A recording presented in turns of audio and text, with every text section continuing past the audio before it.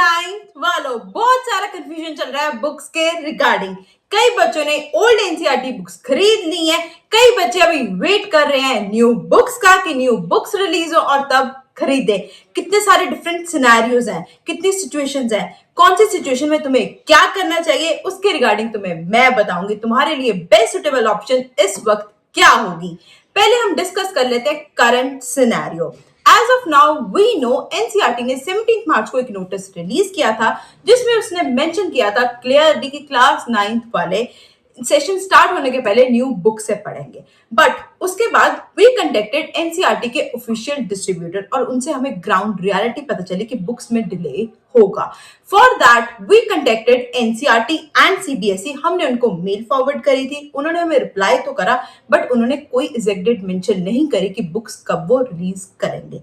For that we moved ahead to ministry of school education. हमने उनको respectfully mail डाली है बुक्स के रिगार्डिंग कि हमें एग्जैक्ट डेट बताई जाए सीबीएसई और एनसीईआरटी से पूछ के, और इनका रिप्लाई हमें आएगा with in 30 days and will share that with you guys. Hello class 9th। सबसे पहले तो आपको ग्राउंड रियलिटी के बारे में पता होना चाहिए कि अभी ग्राउंड पे क्या चल रहा है। बहुत सारे स्कूल्स, बहुत सारे डिस्ट्रीब्यूटर्स, बहुत सारे होलसेलर्स हमारे साथ में कांटेक्ट में हैं। अगर मैं बात करूं एक हफ्ते पहले की, तो ये जो डिस्ट्रीब्यूटर्स थे ना, ये मान के चल रहे थे कि ये इस बार नई बुक्स नहीं आने वाली है क्योंकि बहुत डिले हो चुका है। तो वो मान के चल रहे थे कि हमें ओल्ड एनसीईआरटी ही बेचनी पड़ेगी और बच्चों को उसी की जरूरत पड़ेगी। लेकिन पिछले 2-3 दिन के अंदर ये हवा बदल गई है।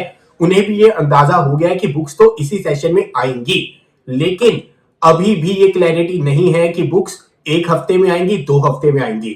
बहुत सारे यूट्यूबर्स आपको ये भी चीज बता रहे हैं कि 5 अप्रैल को बुक्स आ जाएंगी, 15 अप्रैल को आ जाएंगी।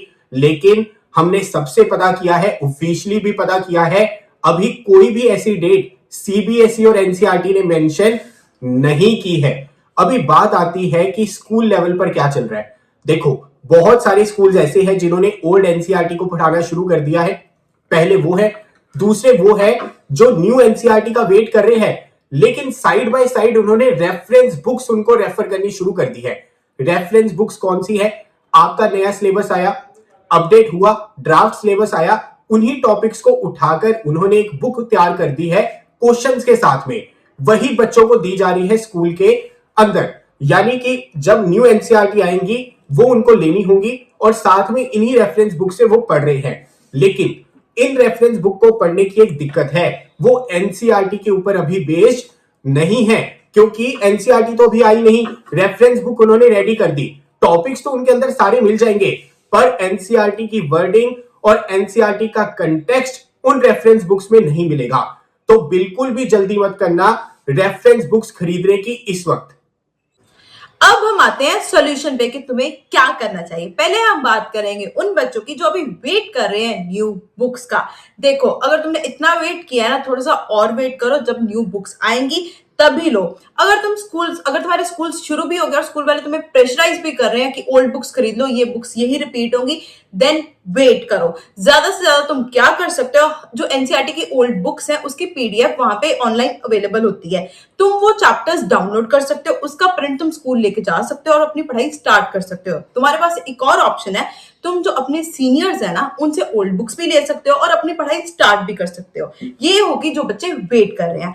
अब आते हैं हम उन पे जिन्होंने ओल्ड एनसीईआरटी बुक्स ऑलरेडी खरीद ली है, जिन्होंने पैसे खर्च कर लिए।